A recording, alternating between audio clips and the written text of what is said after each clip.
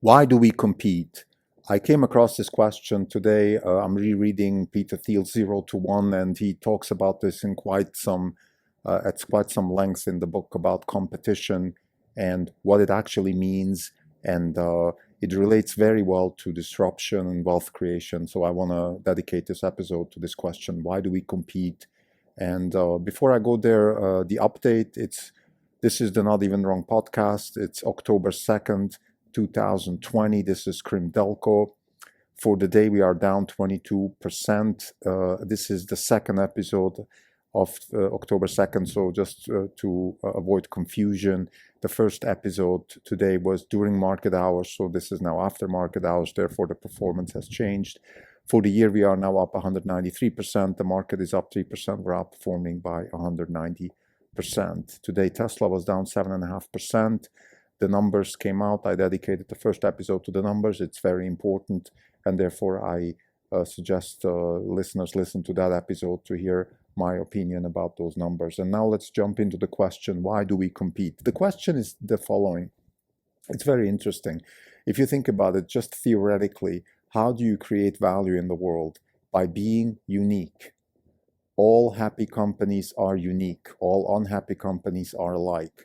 This quote from Peter Thiel, which is a twist on Anna Karenina's first sentence in the novel Anna Karenina, it's something which is absolutely true, but then in reality, people behave exactly the other way around. Everybody wants to compete. We have elevated competition to a point where it's a good thing when people talk about, oh, I'm competitive, or even worse, they talk about, oh, my kids are competitive. What does that really mean?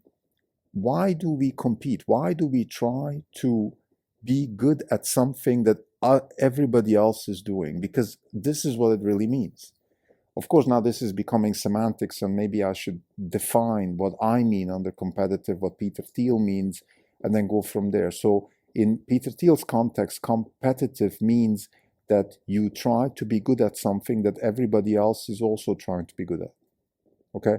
So his typical example is school. And if we look at most people in America, parents, kids, they all compete to go to the same school, to pass the same exams, to do the same thing, to then get hired by the same companies to do the same jobs.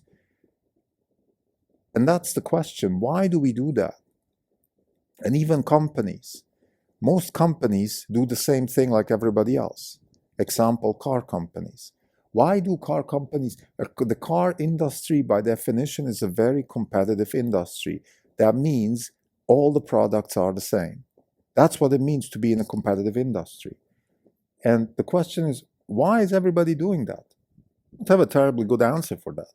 But it's the case in other industries, the beer industry, the paper towel industry, the retail industry, the real estate industry, you name it. I'm looking for real estate in San Francisco.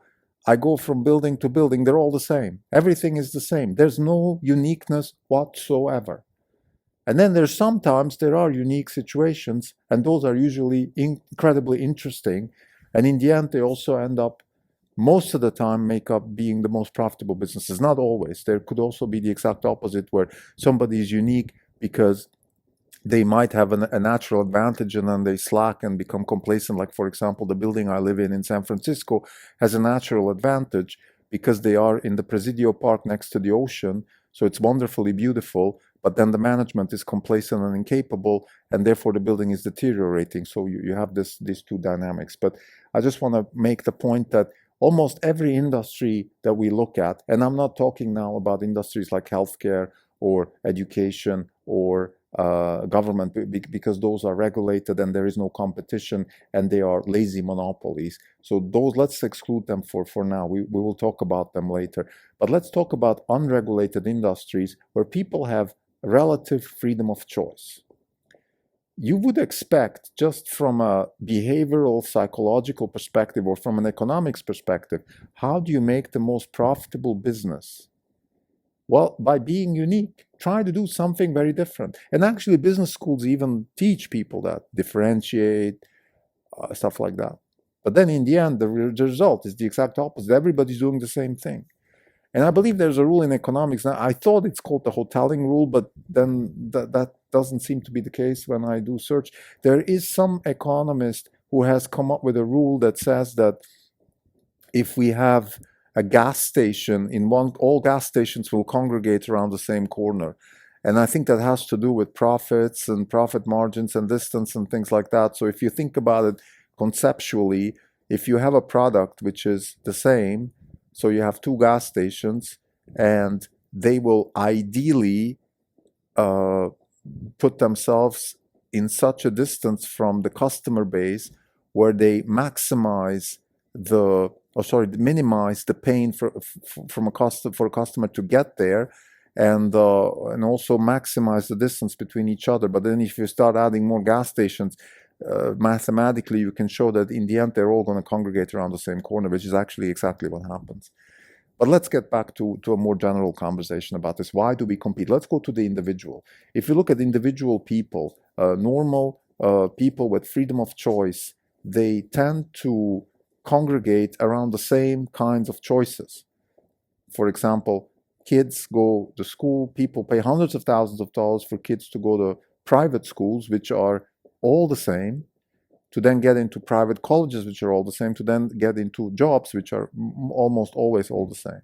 In fact, the only interesting jobs are those that are unique startups, a la Tesla, a la Lululemon, a la Boston Beer, and I've spoken about this before.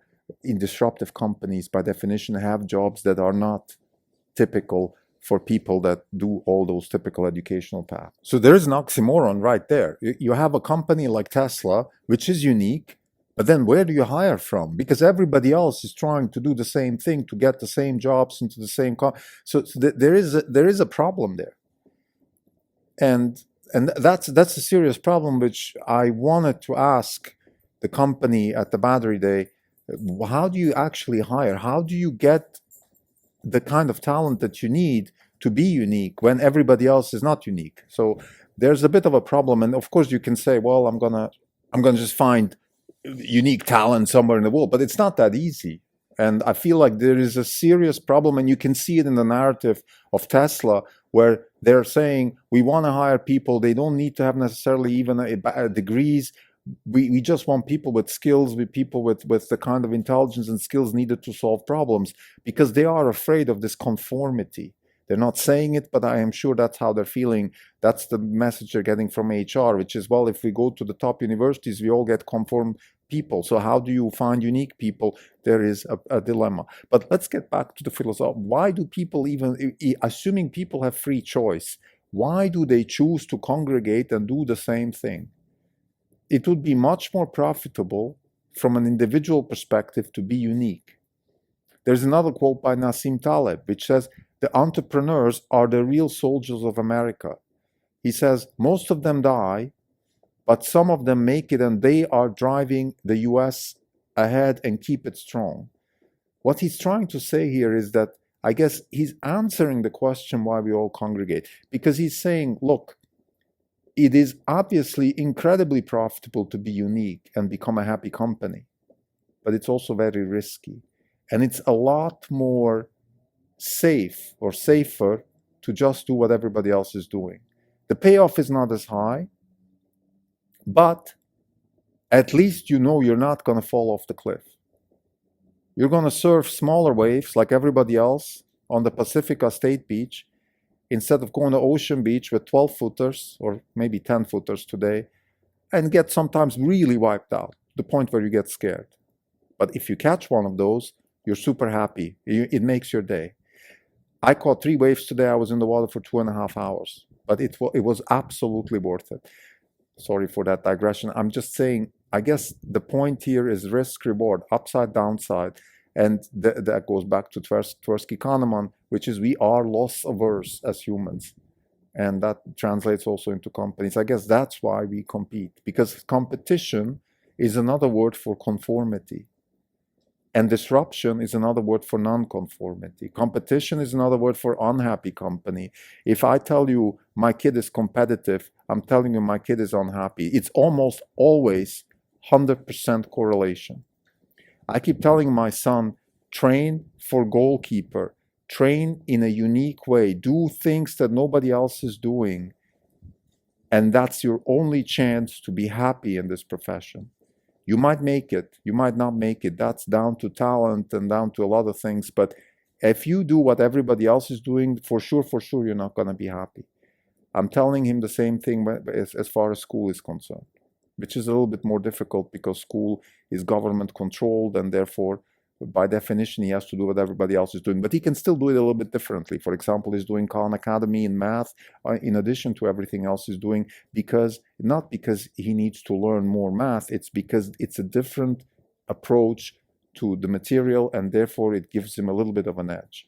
This is the whole idea. So whenever you do something, try to do it a little bit different, try to do it a little bit unique, and then manage your risk. I think to come back to the fundamental question, why do we compete? It's because we're risk averse, we're loss averse, and we have to find, as investors, we have to find those individuals that form companies that overcome that loss aversion to the point where they can actually function and create something new. Because real competition is a bad thing.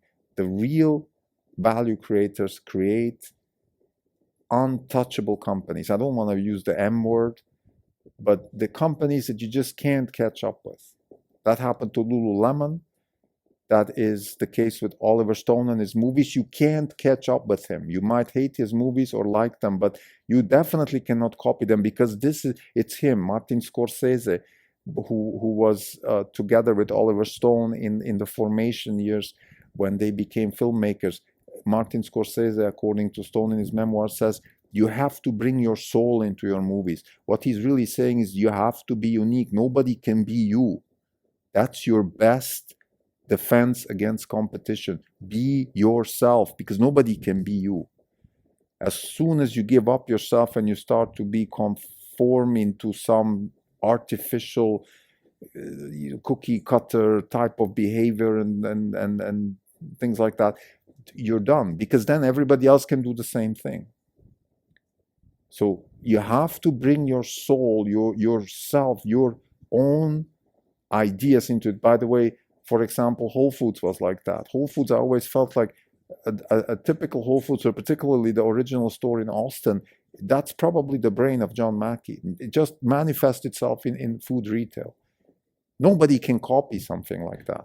Now, it's just another example of disruption and of bringing something to the table that is unique, that makes you happy. Thank you.